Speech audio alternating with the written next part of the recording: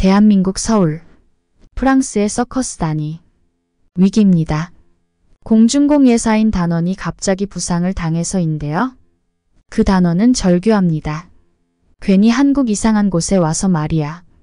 우리 사정이 좋았다면 한국 따위에는 오지 않아도 됐을 텐데. 2번이나 여기 와서 문제가 생긴 건 말이 안 돼. 한국은 최악이야. 다른 단원들도 알아들을 수 없는 프랑스 욕을 하고 있는데요. 이 단원은 한국에서 어떻게 2번이나 부상을 당한 것일까요? 오늘의 사연 시작하겠습니다. 안녕하세요. 전 프랑스 서커스단의 멤버 루카입니다. 저희는 한국으로 오게 되었는데요. 저희는 최근에 2-3년 동안 공연을 하지 못했고 서커스단의 인기는 예전보다 못해졌습니다. 그리고 팀 내의 분위기도 매우 좋지 않았어요. 계속 운영은 해야 하기 때문에 어쩔 수 없이 어느 날 리더인 제임스가 결단을 내렸습니다. 한국에서 공연을 하자는 거였죠. 그러다가 저희는 한국까지 오게 되었는데요. 비행기 창밖을 내다보니 아침 햇살이 서울의 드넓은 도심을 따스한 빛으로 물들이고 있었습니다. 파리에서 출발한 AF264편이 인천국제공항을 향해 하강하는 동안 설렘과 두려움이 뒤섞인 가슴이 뛰었습니다. 한국은 물론 아시아에 발을 디딘 것은 이번이 처음이었기 때문입니다. 우리 공연단의 리더인 제임스가 내리더니 깊고 울림이 있는 목소리로 서울에 온 것을 환영했습니다. 기내에서는 가벼운 환호성이 터져나왔고 안전벨트를 푸는 소리가 공기를 가득 채웠습니다. 초연대식 공항에 내리자 효율성과 청결함이 바로 눈에 띄었습니다. 한국어, 영어 및 기타 다양한 언어로 된 표지판이 출입국 심사대와 세관을 원활하게 안내해 주었습니다. 저희가 출발한 샤를드골 공항과는 정말 다른 분위기였습니다. 모든 게 최첨단이고 깔끔했어요. 짐을 찾는데 고공고개로 유명한 막내 고개사 제드가 기침을 가볍게 하더군요. 제가 계속 걱정스러워하자 시차 적응이 좀 안 돼서요라고 이야기하더군요. 한국 연락 담당자인 50대 중반의 남성 정민 씨가 따뜻한 미소로 우리를 맞이했습니다. 그는 살짝 고개를 숙여 인사했는데 그 제스처가 낯설면서도 흥미로웠습니다. 한국에 오신 것을 환영합니다. 머무는 동안 여러분을 열심히 도와드리겠습니다. 정민 씨는 어느 정도 능숙한 영어로 이야기했습니다. 도착해서 이미 늦었기 때문에 저희는 공항의 전통 한식 식사를 했습니다. 테이블 위에 놓인 음식들은 색과 향의 만화 경과도 같았습니다. 우리는 김치, 불고기, 비빔밥을 맛보았는데 각각의 맛은 놀라움 그 자체였습니다. 식사는 정말 맛있었어요. 원래 한국인에 대한 편견이 약간 있었습니다. 예전에 중국에 갔었을 때 안 좋은 기억이 있었기 때문이죠. 한국을 중국이랑 비슷하게 생각해서 그랬던 것 같습니다. 하지만 레스토랑 직원들은 따뜻하고 친절한 서비스와 함께 맛있는 음식들을 제공했습니다. 하지만 제드는 거의 먹지 않았고 기침은 점점 더 심해졌습니다. 저는 계속 걱정을 했죠.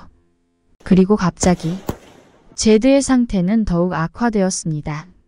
고열에 시달렸고 침대에서 거의 일어나지 못했습니다.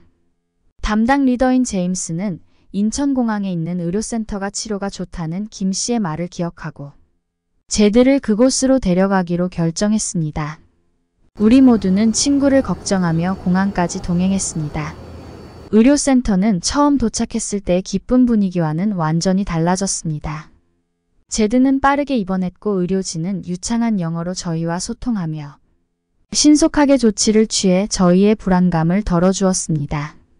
장시간의 비행과 피로로 인해 악화한 심각한 호흡기 감염이라는 진단이 신속하게 내려졌습니다. 의사들은 적절한 치료를 받으면 곧 회복될 것이라고 확신했습니다. 조금만 늦었다면 큰일이 났었을 거라 했는데 만약 다른 공항이었더라면 어떻게 됐을까 싶었습니다.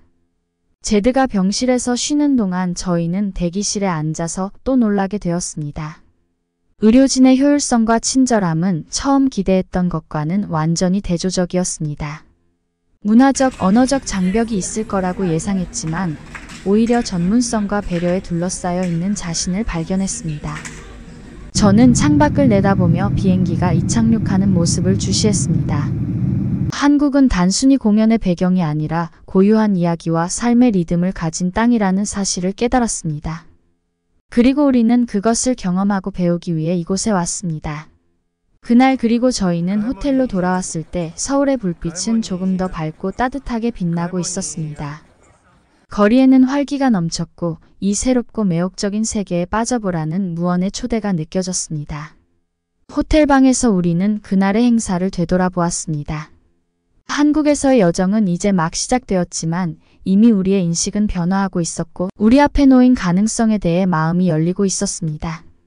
제드의 병은 불행한 일이었지만 효율과 배려의 자부심을 가진 한국 사회의 중심을 들여다볼 수 있는 창이 되어주었습니다. 잠이 들면서 이 여정이 또 어떤 놀라움을 가져다 줄지 궁금해졌습니다.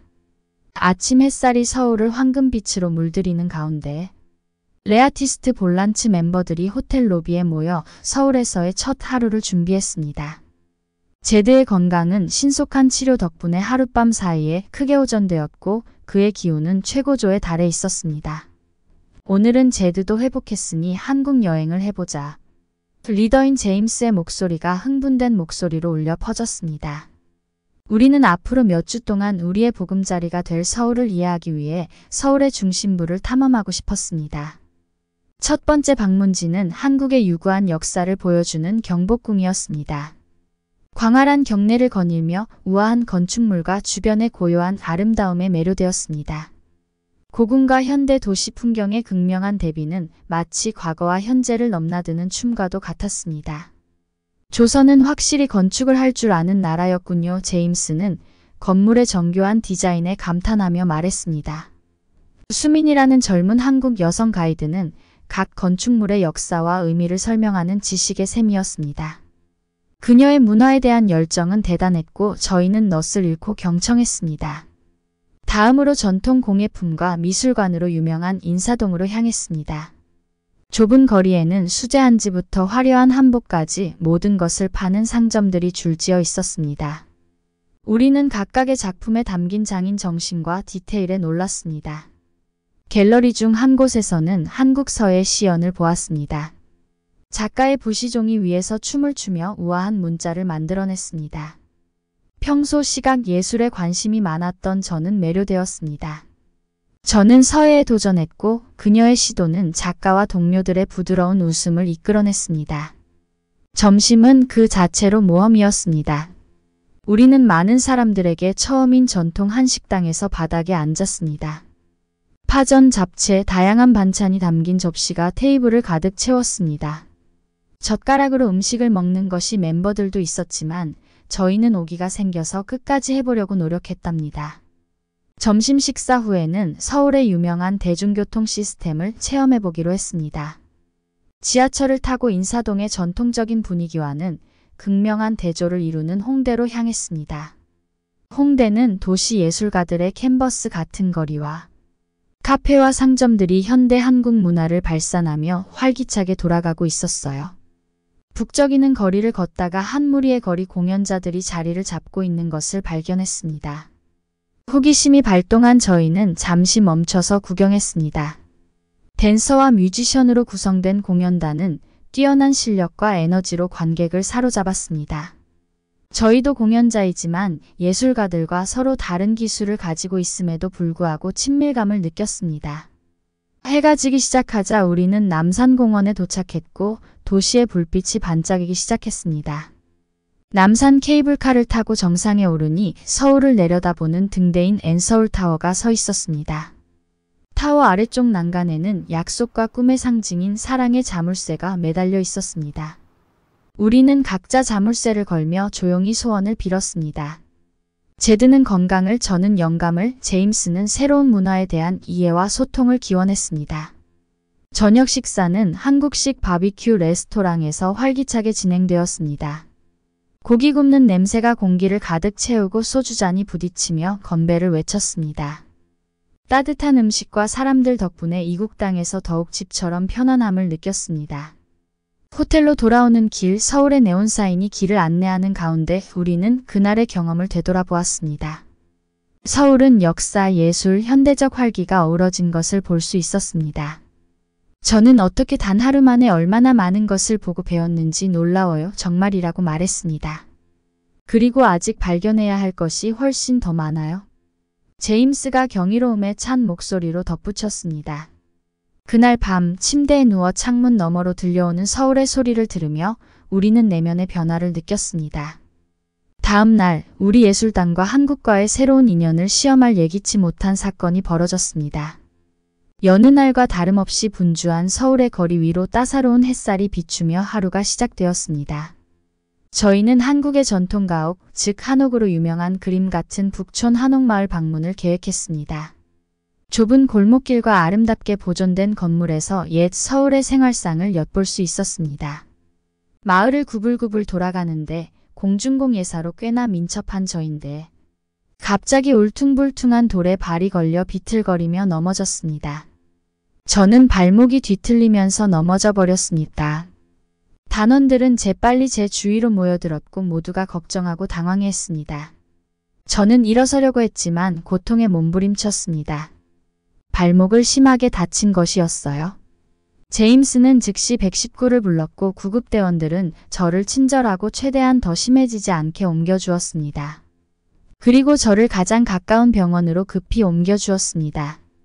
구급차를 타고 갈 때 저는 긴장되고 걱정과 불확실성으로 가득했습니다. 저는 용기를 잃지 않으려고 제이드의 손을 꼭 잡았습니다. 병원에서 우리는 효율성과 연민으로 맞이했습니다. 의료진은 저의 상태를 빠르게 진단하고 발목을 삐었다는 사실을 확인했습니다. 의료진은 적절한 치료를 받으면 완전히 회복될 수 있지만 시간과 휴식이 필요하다고 안심시켰습니다. 결국 저의 부상으로 공연이 불가능해졌고 예정된 공연 일정에 큰 차질이 생겼습니다. 실망감도 컸지만 적응하고 앞으로 나아가겠다는 결심도 있었습니다. 제가 치료를 받는 동안 저희는 병원 로비에서 기다리며 감정의 소용돌이에 휩싸였습니다. 관객들을 눈부시게 하는 공연을 꿈꾸며 서울에 왔지만 이제 우리는 낯선 사람들을 믿고 방금 만난 사람들의 친절에 의지해야 하는 도전에 직면했습니다. 괜찮을 거야. 제임스가 우리를 안심시켰습니다. 공연을 조정하면 돼. 너무 걱정하지 마. 병실에서 쉬고 있던 저는 좌절감과 감사함이 뒤섞인 감정을 느꼈습니다. 공연을 하지 못하게 된 것에 대한 좌절감과 치료를 받고 있다는 것에 대한 감사함이 교차했습니다. 병원 직원들은 전문적일 뿐만 아니라 저가 편안하게 지낼 수 있도록 진심으로 배려해 주었습니다. 날이 저녁으로 바뀌자 저는 병원에 머물기로 결정했습니다. 우리는 이야기를 나누고 지난 공연을 회상하며 앞으로의 공연 계획까지 세웠습니다. 저는 친구들과 병원의 따뜻한 분위기에 둘러싸여 기분이 좋아졌습니다. 그 사이 제임스는 무거운 마음으로 밖으로 나섰습니다. 그토록 반가웠던 이 도시가 이제 예상치 못한 도전에 직면한 것입니다. 하지만 저는 서울이 제공한 모든 것을 받아들였던 것처럼 이 장애물도 극복할 수 있을 거라는 믿음과 함께 묘한 자신감을 느꼈습니다. 다음 날 아침 저는 발목에 깁스를 한 채로 퇴원했지만 기운이 넘쳤습니다. 제 주위에 모여 그 어느 때보다 끈끈한 유대감을 느꼈습니다. 제임스는 결연한 목소리로 우리는 꼭 해낼 거야 라고 말했습니다. 우리가 공연을 각색할 테니 당분간은 루카가 감독을 맡아줘. 저는 우리의 응원에 감동하며 미소를 지었습니다. 제가 지휘봉을 잡지는 못하겠지만 여러분과 모든 과정을 함께 할 거예요. 한국에 와서 이런 극적인 사건들이 일어나면서 저희는 더욱더 끈끈해졌습니다. 시간이 지나면서 저의 부상은 우리 단원들이 한국 문화에 더 깊이 몰입하는 촉매제가 되었습니다. 저의 부재에 맞춰 공연 일정을 조정하면서 예상치 못한 자유시간이 생겼고 예상치 못한 방식으로 서울을 탐험하고 서울과 소통할 수 있었습니다. 어느 날 저녁 저희는 서울의 정체성을 상징하는 한강을 방문하기로 결정했습니다. 넓게 펼쳐진 강은 생명의 리본처럼 도시를 가로질러 흐르고 있었고 그 옆으로 공원과 휴식 공간이 자리하고 있었습니다. 해가 질 무렵 도착했을 때 하늘은 주황색과 보라색으로 물들어 있었습니다. 한강은 강변을 산책하는 연인, 피크닉을 즐기는 가족, 선율로 분위기를 더하는 뮤지션 등 활기찬 분위기로 가득했습니다. 그러자 제임스는 모든 도시에는 다 심장박동이 있는데 서울은 바로 이 강변에 심장박동이 뛰는 것 같다고 말했습니다. 물가에 자리를 잡자 한 무리의 한국 대학생들이 다가왔습니다. 다양한 국적의 사람들이 모인 우리 공연단이 신기하고 서커스 복장에 흥미를 느낀 학생들은 대화를 시작했습니다. 얼마 지나지 않아 학생들은 우리 공연에 대해 열심히 질문하고 서울 생활에 대한 이야기를 나누기 시작했습니다. 언어의 장벽은 있었지만 웃음과 몸짓, 그리고 인간관계라는 보편적인 언어가 그 장벽을 허물었습니다. 학생 중 한 명인 뮤지션 지망생 민호 군은 기타를 꺼내 들었습니다. 음악은 서울 영혼의 일부예요. 라고 말했습니다. 여러분과 함께 즐겨보고 싶어요. 이어서 별빛 아래에서 즉흥 연주가 이어졌습니다. 민호의 기타가 하모니카, 탬버린과 어우러져 강물의 리듬과 어우러진 멜로디를 만들어냈습니다. 저는 발목을 지탱한 채 박수를 치며 음악과 동료에 취해 기분이 좋아졌습니다. 밤이 깊어지면서 저희와 학생들은 이야기와 노래, 심지어 전통 및 서커스 스타일의 춤 동작을 공유했습니다.